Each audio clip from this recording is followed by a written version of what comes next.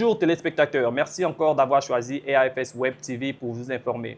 Aujourd'hui, dans notre émission spéciale La Tribune des leaders, cette émission où nous donnons la possibilité aux leaders de nous parler des challenges et des expériences qu'ils ont afin que nous puissions apprendre d'eux. Nous avons le privilège de recevoir avec nous le délégué au Haut Conseil des Burkinabés de la zone I. Comment allez-vous, monsieur? Je vais très bien, Guy.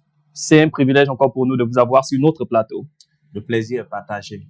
Alors, comme je le disais tantôt, dans cette émission, nous donnons la possibilité aux leaders de nous parler de leur expérience afin que tous nos téléspectateurs puissent apprendre de vous et mettre cela en pratique dans leur vie. Est-ce que vous pouvez premièrement vous présenter et nous dire le rôle que vous occupez actuellement? OK.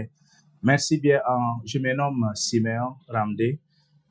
Comme vous l'avez dit dans votre présentation, je suis le délégué au Haut Conseil de Burkinabé de l'extérieur pour le compte de la zone E qui regroupe 7 États.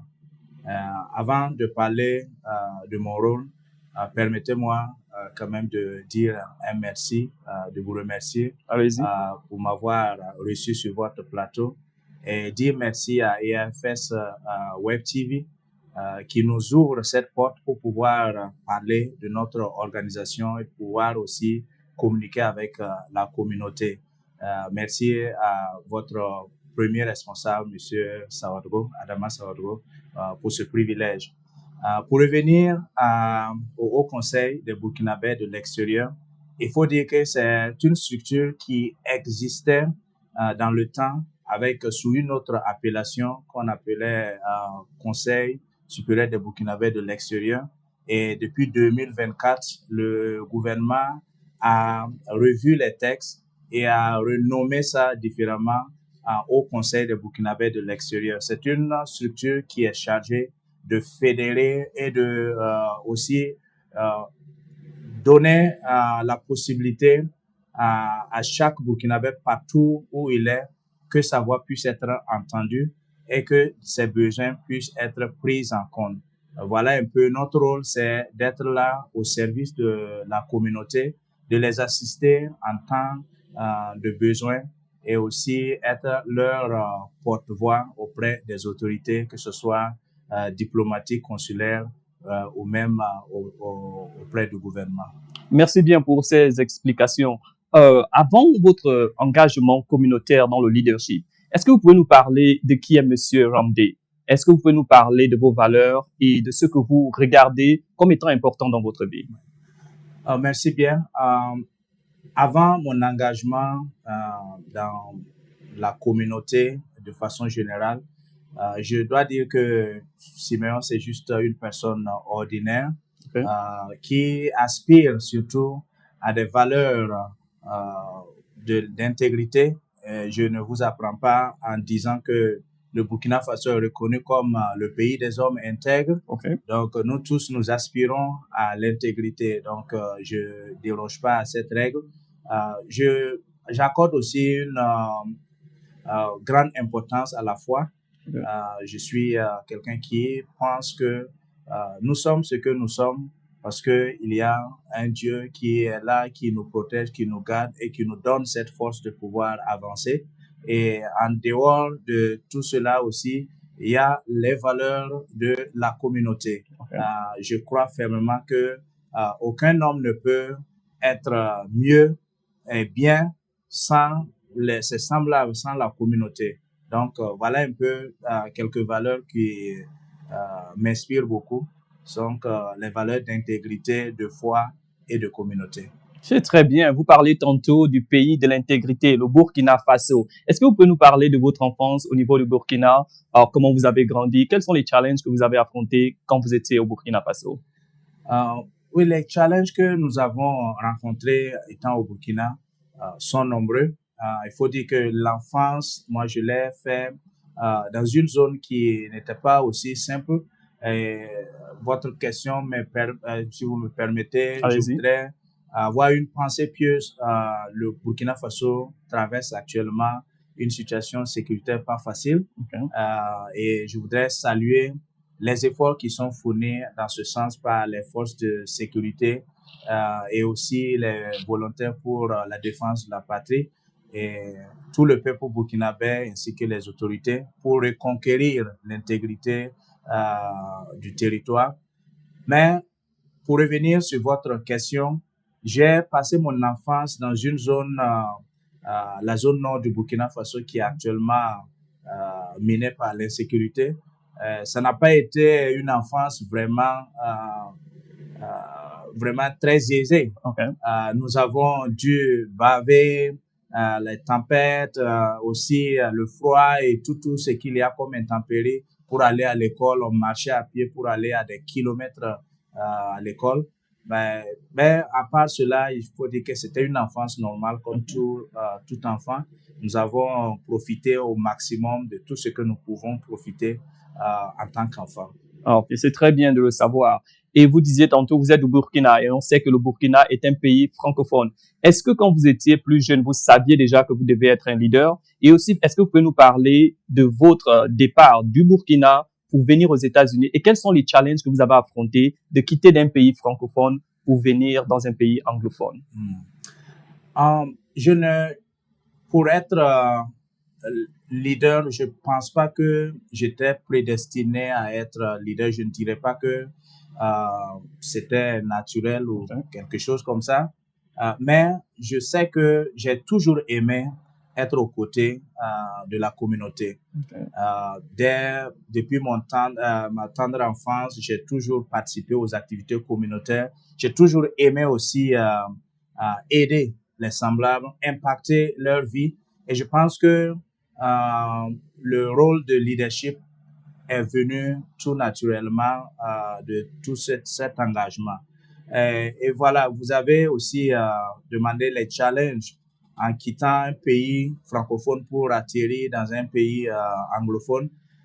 J'ai connu les défis que bon nombre d'immigrés ont connus quand ils sont venus aux États-Unis ici. La langue anglaise n'étant pas notre langue première, nous sommes arrivés, c'est vrai que nous avons étudié à l'école l'anglais, mais c'était juste sur papier. Maintenant, il faut faire face à la réalité, écouter, répondre. Tout cela en anglais, ça n'a pas été du tout facile. Donc, l'intégration au niveau même de la langue a été un défi majeur. Et à part la langue, il y a aussi qu'il faut avoir un boulot. Okay.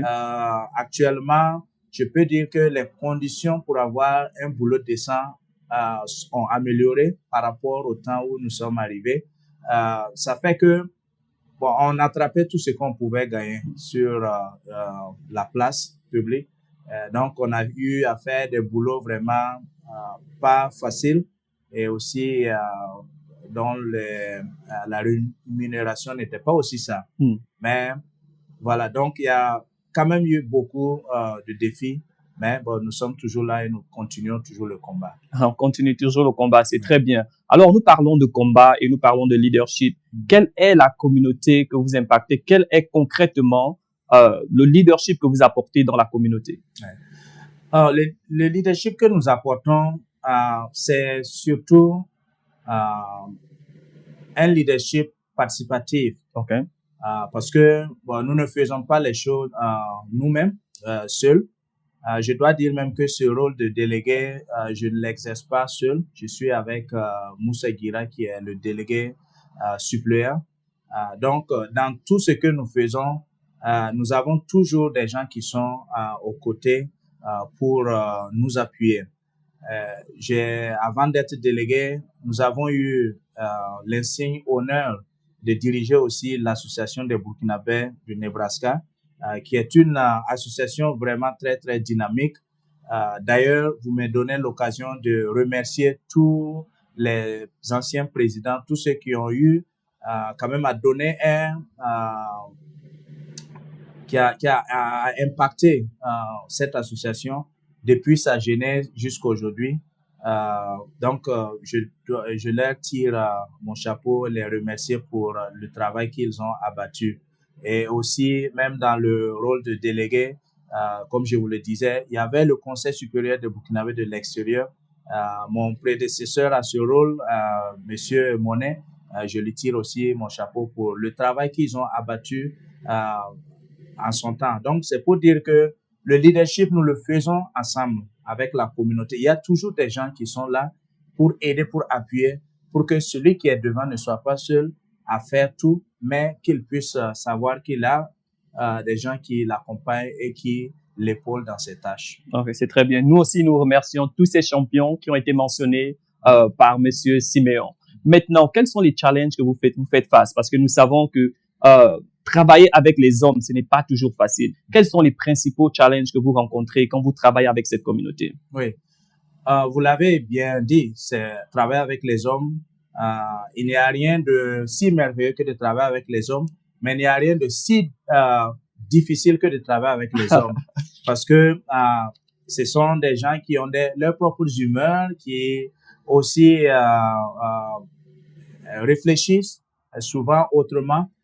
Donc, les défis souvent que nous rencontrons dans nos communautés, ce sont les défis de mobilisation. Okay. La mobilisation a toujours été un challenge pour chaque leader que nous avons rencontré parce que nous vivons dans un pays où les gens sont très, très occupés.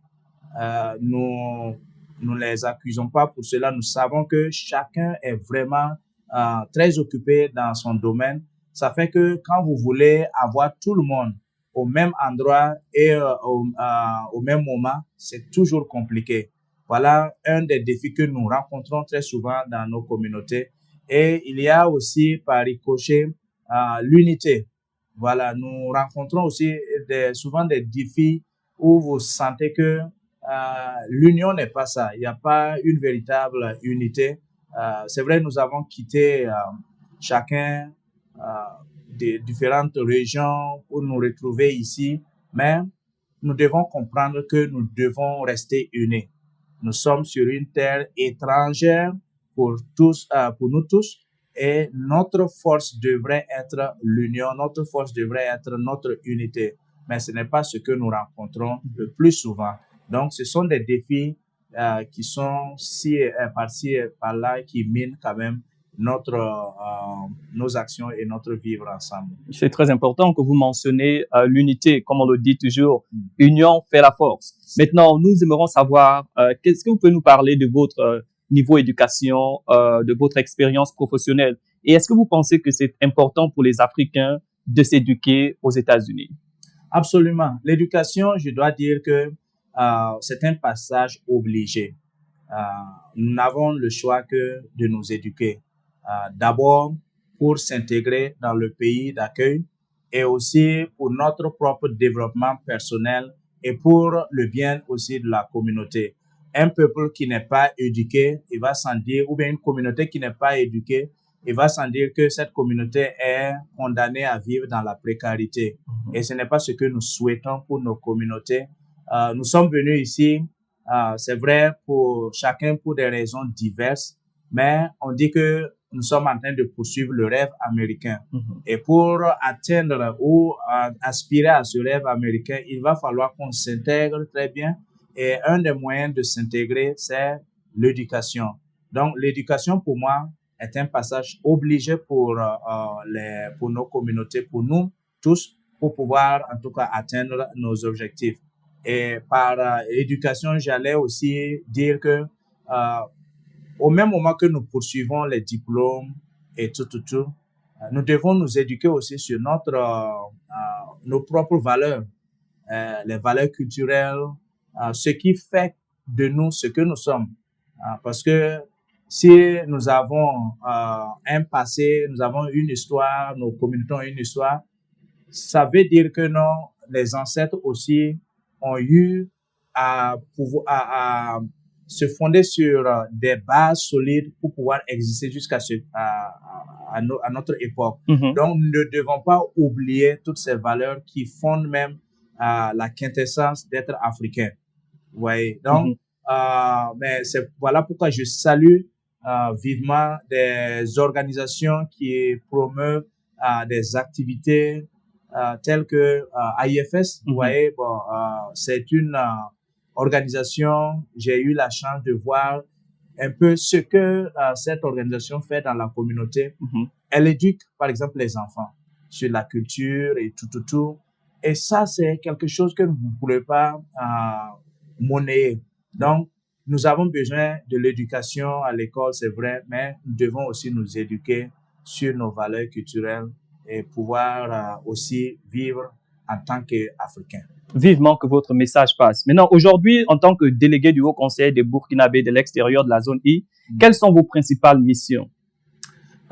Notre principale mission, c'est surtout d'être aux côtés de la communauté, de pouvoir répondre à leurs sollicitations, à tout ce qu'elle a comme besoin, que ce soit pour pouvoir s'intégrer dans le pays d'accueil aux États-Unis ou bien pour pouvoir aussi investir au Burkina Faso, pour pouvoir aussi préparer le retour pour ceux qui veulent repartir au Burkina Faso.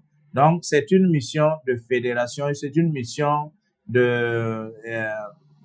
d'assistance, j'allais dire, tout court. Donc, nous sommes là juste pour servir de pont entre la communauté et puis les autorités qui les facilitent beaucoup de choses, l'obtention de documents et aussi certaines facilités pour pouvoir investir au Burkina Faso.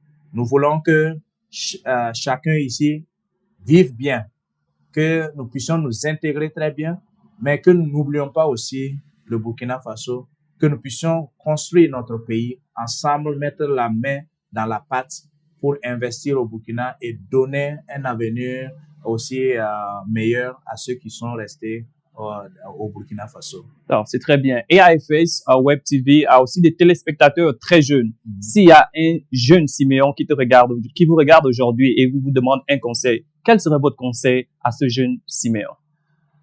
Je dirais tout simplement à ces jeunes de rester soi-même d'abord, de croire en soi et aussi, comme on l'a évoqué, de ne pas oublier l'éducation, aller à l'école, poursuivez les diplômes que vous pouvez poursuivre, éduquez-vous sur les valeurs même culturelles du Burkina Faso ou bien de votre pays, que ce soit un pays africain, mais aussi de cultiver cette unité, de rester soudés. Il ne faut pas que nous soyons dispersés, que nous dispersons nos forces. La jeunesse, on dit que la jeunesse est le fer de lance. Et cette jeunesse qui a cette force, si elle disperse ses forces, nous perdons de l'énergie. Mais si nous concentrons toutes nos forces et que nous décidons de nous mettre ensemble, je ne pense pas qu'il y a quelque chose que nous ne pouvons pas bouger dans ce pays. Beaucoup de nationalités sont venues ici, elles sont prospères. Il n'y a pas de raison que les Africains qui sont ici ne prospèrent pas. Ce qui nous manque seulement, c'est se mettre la main dans la main, travailler ensemble, être unis, avoir un même regard, un même objectif, et nous allons soulever des montagnes, nous allons accomplir des choses vraiment merveilleuses en étant unis, en étant ensemble. C'est très bien ce que vous avez mentionné. Et je pense que c'est là où nous allons nous arrêter et nous espérons que nos téléspectateurs ont suivi et prendront note de tout ce qui a été dit. Merci encore d'être venu sur AIFS Web TV et nous espérons que votre message sera entendu par tous. N'oubliez pas de vous abonner et de partager la vidéo autour de vous afin que le message soit encore écouté par toute la communauté et nous continuons à grandir. Jusqu'à ce qu'on se trouve la prochaine fois. Bonne soirée.